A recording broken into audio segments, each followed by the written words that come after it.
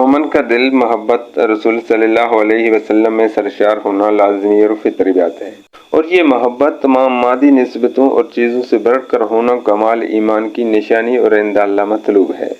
صحیح بات۔ تم میں سے کوئی کمال ایمان کو اس وقت تک نہیں پہنچ سکتا جب تک میں اس کے نزدیک اس کے والدین، اولاد اور تمام لوگوں سے زیادہ عزیز نہ ہو جاؤں۔ حضرت عمر رضی اللہ تعالیٰ عنہ نے رسول اللہ صلی اللہ علیہ وسلم سے عرض کیا کہ یا رسول اللہ، میری ذات کے بعد مجھے آپ سے سب سے زیادہ محبت ہے۔ آپ صلی اللہ علیہ وسلم نے فرمایا تمہارا ایمان کامل نہیں۔ پھر حضرت عمر رضی اللہ تعالیٰ عنہ نے عرض کیا آپ مجھے اپنی ذات سے بھی زیادہ عزیز ہیں۔ تو اللہ کے رسول صلی اللہ علیہ وسلم نے فرمایا اللہ کی قسم تمہارا ایمان اب مکمل ہوا۔ قدرتی دستور اور عشق رسول صلی اللہ علیہ وسلم کا پہلا مطالبہ عمل ہی ہے۔ صرف زبانی دعوی محبت یا تصدیق قلبی اور اقرار لسانی کافی ہوتا تو عہد نبوت سے آج تک کوئی منافق کو کافر نہ ہوتا۔ جب تک کہ کردار عملی کا اظہار نہ ہو، مومن اور منافق میں امتیاز موحد اور مشرک میں امتیاز کیسے ہوتا؟ عمل پیمانہ ہے مومن صادق اور منافق کے درمیان۔ عشق رسول صلی اللہ علیہ وسلم کے باب میں زبانی دعوی محبت اس پھول کی مانند ہے جو کاغذ سے بنا ہو جس میں خوشبو چھو کر بھی نہ گزری ہو۔ یہی وجہ ہے کہ شیطان عمل ہی سے مومن کو روکتا ہے، اور اللہ کے یہاں بھی بندہ مستحق کے اجر عمل ہی کے بعد ہوتا ہے۔ علم کے بغیر عمل حجت ہوگا۔ بے عملی کی زندگی موجب غضب الہی ہے اور باعث رسوائی ہے۔ انسان کی طبیعت میں یہ بات فطرتاً داخل ہے کہ وہ اپنے ادنیٰ سے محسن کا بھی زندگی بھر ممنون ہوتا ہے، اس کے حکم اور ہر اشارہ کو روبہ عمل لانے کے لیے بےتاب ہوتا ہے۔ لیکن جہاں محسن اعظم امام الانبیاء صلی اللہ علیہ وسلم کے حکم کو ماننے اور اطاعت کرنے کی بات آتی ہے تو پھر انجان ہو جاتے ہیں۔ ساری کائنات پر آپ صلی اللہ علیہ وسلم کے احسانات نصف و نہار کے سورج کی طرح عیاں ہیں۔ آپ صلی اللہ علیہ وسلم سے محبت دل کا اطمینان ہے۔ آپ صلی اللہ علیہ وسلم سے عقیدت شرط ایمان ہے۔ آپ صلی اللہ علیہ وسلم کے حکم پر عمل آوری وصف مسلمان ہے۔ حضرت صحابہ کرام رضی اللہ تعالیٰ عنہ میں آقا صلی اللہ علیہ وسلم سے کامل محبت اور سچے عشق کے ساتھ ساتھ بھرپور عمل بھی تھا۔ صحابہ کرام رضی اللہ تعالیٰ عنہ نے نہ صرف حکم بلکہ آپ صلی اللہ علیہ وسلم کی طرف منسوب ہر عمل کو بھی اپنی عملی زندگی کا حصہ بنایا۔ انفرادی ہو یا اجتماعی زندگی، شخصی معاملات ہوں یا ملکی یا بین الاقوامی معاہدات، حقوق اللہ ہوں یا حقوق العباد، مسلح پر ہو یا بستر حرم پر، ہر موقع پر حضرات صحابہ کرام رضی اللہ تعالیٰ عنہ نے اب صلی اللہ علیہ وسلم کی سیرت اور اسوا کو اپنے دامن عمل سے پیوستہ رکھا۔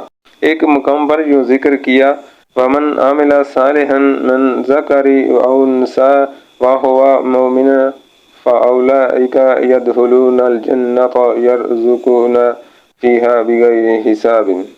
المومن جو نیک کام کرتا ہے، خواہ وہ مرد ہو یا عورت، بشرطے کہ وہ مومن ہو، ایسے لوگ جنت میں جائیں گے اور وہاں بے حساب ان کو رزق دیا جائے گا۔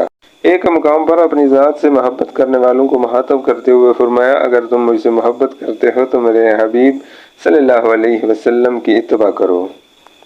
قُلْ إِن كُنتُمْ تُحِبُّونَ اللَّهَ فَاتَّبِعُونِي يُحْبِبْكُمُ اللَّهُ وَيَغْفِرْ لَكُمْ وَذُنُوبَكُمْ وَاللَّهُ غَفُورٌ رَحِيمٌ۔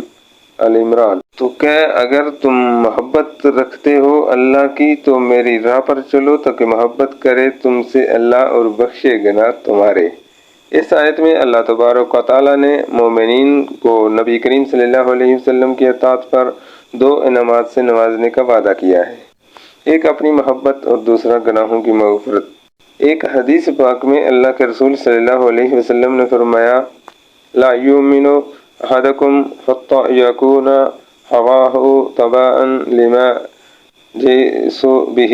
مشکوۃ شریف کی حدیث ہے کہ تمہارا ایمان اس وقت تک کامل نہیں ہوتا جب تک تمہاری خواہشات اور جذبات اس دین کے تابع نہ ہو جائیں جس کو میں لے کر آیا ہوں۔ اس کا عملی نمونہ ہم کو دیکھنا ہے تو حضرات صحابہ کرام رضی اللہ تعالیٰ عنہ کی زندگی دیکھیں کہ انہوں نے کیسے لازوال نمونے بعد والوں کے لیے چھوڑے ہیں۔ حضرت انس رضی اللہ تعالیٰ عنہ کو کدو پسند نہ تھا۔ آقا صلی اللہ علیہ وسلم کو تلاش کر کے کھاتا دیکھ کر آپ رضی اللہ تعالیٰ عنہ کو بھی شوق ہو گیا۔ حضرت ابن عمر رضی اللہ تعالیٰ عنہ محض اتباع سنت کی غرض سے اس مقام پر بیٹھے جہاں آقا صلی اللہ علیہ وسلم ایک سفر کے دوران قضائے حاجت کے لیے گئے تھے۔ کچھ دیر آپ رضی اللہ تعالیٰ عنہ بھی اسی مقام پر بیٹھے۔ حضرت عمر رضی اللہ تعالیٰ عنہ نے حجر اسود کو مخاطب کرتے ہوئے فرمایا، میں تجھے کبھی بوسہ نہ دیتا اگر میں آقا صلی اللہ علیہ وسلم کو بوسہ کرتے ہوئے نہ دیکھتا۔